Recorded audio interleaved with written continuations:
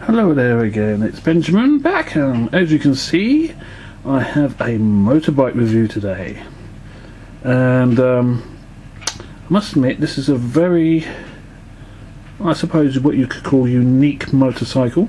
It's the Gorilla, as you can tell, and if I zoom in, it's the Type 3, which I believe was around about 1978-ish era, and I have actually ridden one of these and the Type 2 before it, and I have to admit it's a very, very fun bike to ride. Anyway, as you can tell, it's from Aoshima, so I'm expecting good things from them. And I've already looked at the bits and pieces, and to be quite honest, this is not a bad little bike to put together. So we'll put that to one side for now, and we will get the A sprue. Now, as you can see, front and rear mudguards. You do have the front forks, the cross bearing, the fuel tank, and I believe this is the battery cover. All nicely moulded, as you can tell. And, well, really, to be quite honest, not really much to say other than that. All very basic, all very nicely done. So yeah, that's the A sprue. And here we are with the B sprue. A few more bits and pieces, obviously the seat, the other cross bearing. I'm not too sure what this is, but I think it's something to do with the cross bearing itself as well. You have the one of the engine parts. You have the front indicator lights there. You have part of the framework here. More framework here. Front.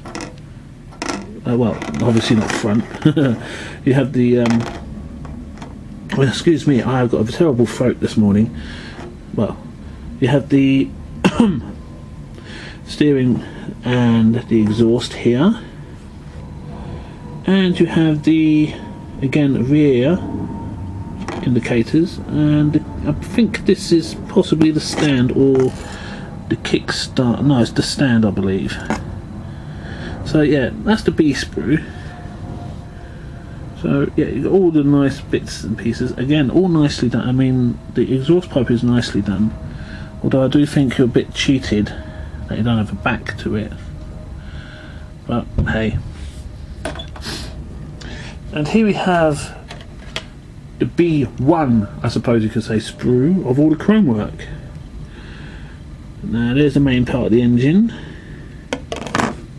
the top part of the engine, the excuse me, wing mirrors, obviously the wheel hubs.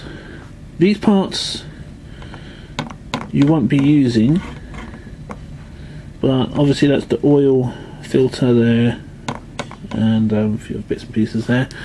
I think that's the cap for the fuel tank. Obviously you've got the speedo here, the front and rear disc brakes, the suspension for the rear, I think that's the throttle body, and the rear number plate. I don't like chrome number plates really, but I think I'll keep that. And also when it comes to the wing mirrors, I think I might use both of them, even though it only indicates using one, but they're so nicely done, I think I might use both, just for the sheer hell of it. And here we are to the last sprue. So yes, this has not taken long at all. I might even show you the wheels in a moment. Obviously the two main parts of the frame. You know what? Well, you had the part of the exhaust system there.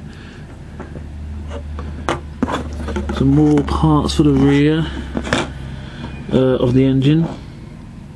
I believe that is one of the foot mount, no, the kickstart or the brake. Again, you had the foot mounts here, kickstart or brake, I'm not too sure, because they do look more or less similar. But if I were to hazard a guess, I would say that was the kickstart and the bowl for the main light. These parts again will not be used, so yes, it's quite nice. It's quite a nice detailed frame here for what you get, although there are some bits which are a bit lacking, but yeah, it's not too bad. And here we are with the two tyres. I think they're both the same size, so it doesn't really matter which one goes at the front or the back. Quite nicely done, quite nice grip, as you can see. Although I'm not too sure if it's exactly 100%, but it seems to look okay from what I remember. They're actually Nitto tyres, if I see. Nitto, there we are. So I might see if I can paint that up somehow. And of course, you get your usual tubing, but I've got something. I think this is actually a little bit better than the ones you get in Tamiya boxes. It's a little bit thinner. Certainly got enough of it, so that's not exactly lacking. And of course, very few decals. You've got about, what, 5 decals there.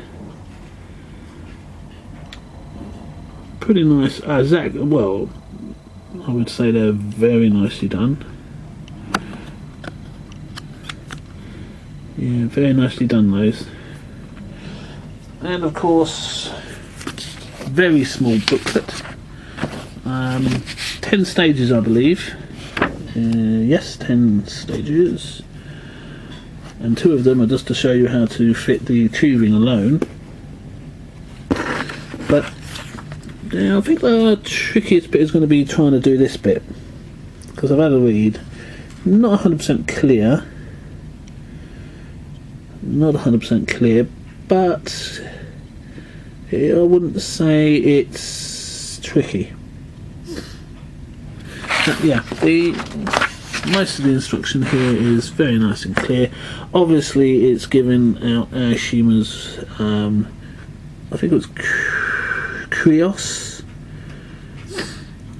paints, but I personally use Tamiya. But considering that all you have to have is a black, silver, a flat black, an orange yellow, I would just probably be using a straight sort of like orange, clear red and clear orange. It's not exactly going to push your sort of usage of paint, but yeah, the instructions, as you can see here, are quite clear. You know, they're not going to be massively challenging, especially for a bike that's very small. But then again, a small bike, small parts, maybe a little bit tricky at points. As you can see, I do have the Krios or Mr. Colour.